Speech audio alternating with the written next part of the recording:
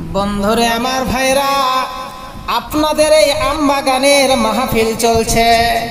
একদিকে কোরআন এবং হাদিসের বাণী আলোচনা চলছে, আর একদিকে গুনহারও কাজ চলছে। এই জায়গায় অনেক আমার মা বোন, আমার ভাই বাবাজি বোনেরাও বসে আছেন। আবার অনেক মা বোন, আমার ভাই বাবাজি বোনেরা ওই যে জিলাপির দোকান, ওই যে বাদামের দোকান, ওই যে মিষ্টির দোকান, মনোহারের দোকান, ওই জায়গায় এক লুচ্চার বেটা লুচ্চারা গেছে। মা বোনদেরকে দেখে কত রকম খারাপ কথা, খারাপ আচরণ, কত রকম খারাপ ব্যবহার করে ওই জায়গায়। কিন্তু এই জায়গায় যে কোরআন হাদিসের কথা শুনছে, আল্লাহ কি এদেরকে মজুরি দেবেন না? আমার আল্লাহ ওয়াদা দিয়েছেন, এদেরকে আমি অবশ্যই কিয়ামতের দিন এর মজুরি আমি দেব। বন্ধুরে আমার ভাইরা, আমার আল্লাহ বলেন লা ইয়ামুতু ফিহা ওয়া লা ইয়াহইয়া, জীবিত নয় মৃত নয়, জীবন মরণ আত্মগোপন করে আছে। বন্ধুরে আমার ভাইরা, এর আগে যে ইতিহাসটুকু আপনাদেরকে আমি বললাম, আশা করি আপনারা বুঝতে পেরেছেন।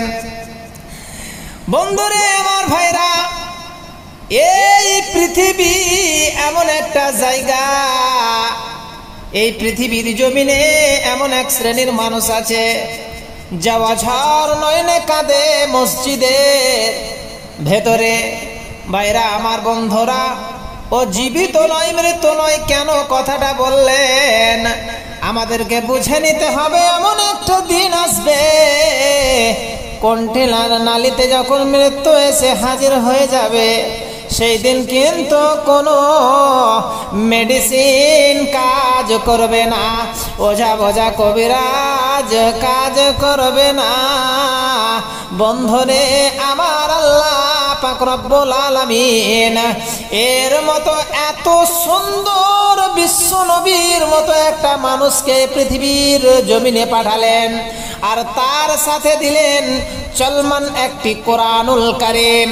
পৃথিবী ও আখিরাতে যা কিছু দরকার, এর ভেতরে সব কিছু লিপিবদ্ধ করে দিলেন।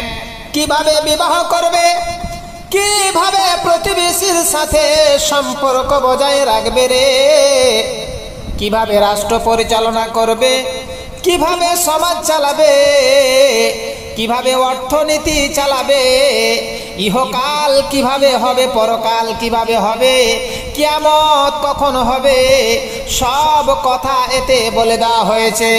আমার ভাইরা, কোরআন হলো কাগজের লেখা একখানা কিতাব। কিতাব যদি মানুষ না বুঝে, এর জন্য আল্লাহ পাক রব্বুল আলামিন একজন চলমান কোরআন দিয়ে দিলেন, যার নাম হচ্ছে বিশ্ব নবী জনাবি মুহাম্মদুর রাসূলুল্লাহ সাল্লাল্লাহু আলাইহি ওয়াসাল্লাম হলেন বাক শক্তিপূর্ণ একটি কোরআন। আমার আল্লাহ রব্বুল আলামিন সূরা আল ইমরানে কত সুন্দর করে বলছেন, কুল ইন কুনতুম তুহিব্বুনাল্লাহ ফাত্তাবিউনি ইউহিব্বুকুমুল্লাহ ওয়া ইয়াগফির লাকুম যুনুবাকুম আল্লাহু গফুরুর রহিম।